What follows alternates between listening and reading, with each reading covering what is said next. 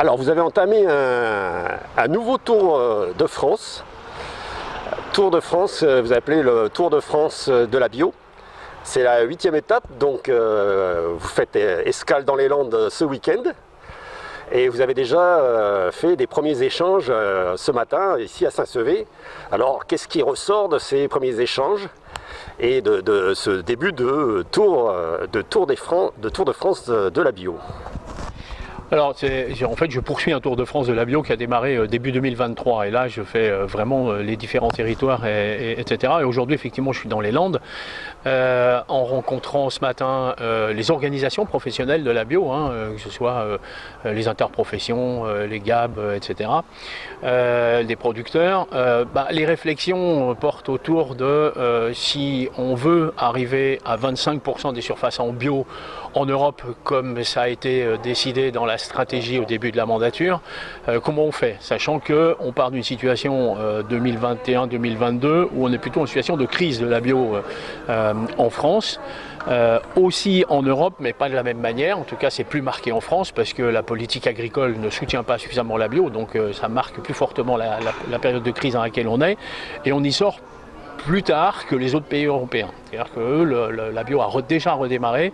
Nous, elle est en train de redémarrer, mais c'est encore difficile. Alors là, l'idée, c'est de faire le tour des freins. C'est quoi qui fait que on a du mal à redémarrer, d'une part, et puis les solutions pour faire en sorte que la bio, effectivement, arrive à 25%. Juste pour donner un chiffre ou deux, en Europe, le premier pays européen en bio aujourd'hui, c'est l'Autriche, 26% de ses surfaces en bio. Le dernier, c'est l'Irlande, 3% de ses surfaces en bio. La France est à 9,5% de ses surfaces en bio. Les Landes, on est à 7% à peu près des surfaces en bio. Donc on n'est pas dans les départements fer de lance de la bio. On a des départements qui sont déjà à plus de 18-20%. Donc les situations sont très diverses.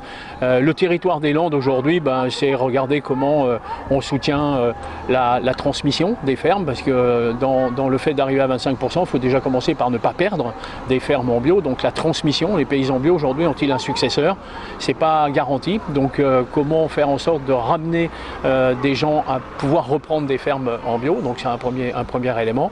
Deuxième élément, c'est comment accélérer la bio dans les cantines. Aujourd'hui, il y a une loi qui dit que 20% de l'alimentation des cantines doit être en bio. C'est une loi Egalim 2 qui avait quand même affirmé ça. Aujourd'hui, on est à peu près à 6% en France. Et donc, on a là des marches énormes à faire pour avancer. Je pense que si aujourd'hui les cantines étaient à 20% de bio, on n'aurait pas de crise de la bio en France, voire même il manquerait des produits bio. Donc on voit que là on tient un levier quand même majeur. Et puis après, c'est la structuration sur les territoires pour faire en sorte que quand des lycées, des collèges, des collectivités publiques, etc. veulent des produits bio, aujourd'hui ils ne les trouvent pas. Pourquoi? Parce que sur les territoires, il manque de produits de transformation, de transformateurs qui sont installés sur les territoires pour faire que on trouve des carottes râpées, parce que les cantines elles ne prennent pas des carottes pour les râper, elles ne sont en général pas équipées, pour avoir des pommes de terre coupées en cubes pour pouvoir les cuisiner, pour avoir des salades qui sont préparées, bref, de voir que toute cette première transformation qui fait que les légumes pour la collectivité publique, que ce soit le scolaire, que ce soit l'hôpital, que ce soit l'EHPAD, etc., puissent avoir des produits. Aujourd'hui, quand ces collectivités commandent des produits, en réalité, ils ne les trouvent pas. Alors, on dit qu'il y a une crise de la bio, mais en même temps qu'il y en a qui en veulent, ils ne la trouvent pas. Donc il y a une inadéquation aujourd'hui des situations. Donc il faut répondre à ça. La logistique sur les territoires aussi, parce qu'il faut aussi collecter les matières qui sont produites pour pouvoir les regrouper, pour avoir une offre, pour pouvoir aller vers les collectivités locales.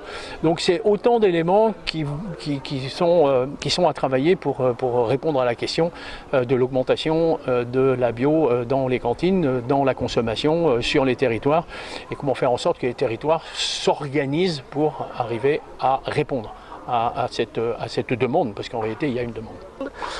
En quoi elle est en crise la filière bio en ce moment alors? Le début de la crise, ça a été quand le ministère de l'Agriculture français a lancé le label HVE en faisant croire que c'était de bonne qualité pour les consommateurs. En réalité, il n'y a pas de cahier des charges, donc il y a aucune qualité supplémentaire dans le HVE, qui est devenu du coup concurrencer la bio, notamment dans la grande distribution qui a fait la promotion du HVE. Donc ça a été une concurrence déloyale vis-à-vis des consommateurs, déloyale dans le sens où il y a une promesse qui n'est pas tenue, puisqu'il n'y a rien dans le cahier des charges de différent. Donc ça, c'est une première étape, ça a perturbé. Après, il y a d'autres labels intermédiaires qui sont arrivés, du style zéro résidu de pesticides. Alors ça, c'est clairement un mensonge aux consommateurs, parce qu'on ne peut pas l'affirmer. Jamais, parce que dans les produits, il y a des métabolites. Les métabolites, c'est les produits de dégradation des pesticides. Les métabolites, on ne les connaît pas, ou très mal, et donc du coup, on ne les cherche pas. Et puis là, on dit, il n'y en a pas. Non, là, le raccourci est un peu brutal. Et d'ailleurs, si c'était possible, pourquoi la bio s'ingénierait-elle à faire une traçabilité aussi poussée pour vérifier qu'il n'y ait pas d'emploi de pesticides? Ça fait 60 ans qu'il y a un cahier des charges qui dit qu'il faut une traçabilité pour être sûr qu'il n'y ait pas eu d'emploi de pesticides. Si de simples analyses suffiraient, il y a longtemps qu'on le ferait. Donc ça, c'est pas sérieux d'aller sur ce terrain-là. Après, en deuxième étape, on a eu la sortie de Covid en 2021 qui a relancé la consommation de loisirs. L'alimentaire a été la variable d'ajustement de cette relance. La bio, il n'y a pas échappé, comme les autres. Et puis après, c'est la guerre en Ukraine avec la crise du pouvoir d'achat qui a mis la troisième couche à une situation un peu compliquée. Donc c'est ces trois éléments qui expliquent la situation à laquelle on est aujourd'hui. Les autres pays européens qui n'ont pas une politique agricole anti-bio marquée chez eux ont vu leur situation de crise s'arrêter et maintenant la consommation de la bio est repartie, j'ai envie de dire normalement. En France, ça prend plus de temps parce que la bio n'est toujours pas aidée et soutenue par le ministère de l'Agriculture en France et par la politique agricole française. Donc on a encore ces difficultés. Il y a encore le facteur prix. Le bio a une réputation d'être un peu plus cher, mais c'est du coup, vous dites, oui, c'est parce qu'il est moins subventionné que la filière agroalimentaire. Si on rééquilibrait au moins les choses, le bio ne serait pas forcément plus cher que d'autres produits qui viennent de l'extérieur, peut-être. Si la PAC soutenait mieux l'agriculture biologique, effectivement ça aiderait, mais en réalité aujourd'hui, ce qu'on constate, c'est que les prix de l'alimentaire conventionnel ont tellement augmenté suite à la crise guerre en Ukraine, 17% en 2023 quand même. Dans le même temps, la bio a augmenté de 5-6%. Pourquoi? Parce qu'on a des circuits plus courts et qu'on a moins de logistique coûteuse en intermédiaire. Donc, on arrive à un moment où en bio, on a des prix qui sont pas plus chers qu'en conventionnel. En fruits et légumes particulièrement, c'est très marqué sur cet été 2023. On commence à l'avoir en épicerie aussi sur certains produits. Et donc l'idée du prix cher est une idée qui est fortement véhiculée, mais qui n'a plus de réalité. Et on l'évoquait tout à l'heure, même sur les marchés en direct, etc. Les gens ne s'arrêtent pas au stand bio parce qu'ils pensent que c'est plus cher, ils ne regardent même pas le prix. En réalité, les produits sont vendus le même prix qu'au conventionnel sur l'étal d'à côté ou d'en face. Donc là, il y a à reconquérir l'image prix du bio qui n'est pas si élevée que la rumeur le dit, quoi. Donc on peut se fier quand même au label marqué bio, le petit logo bio vert, il est toujours bon ce label.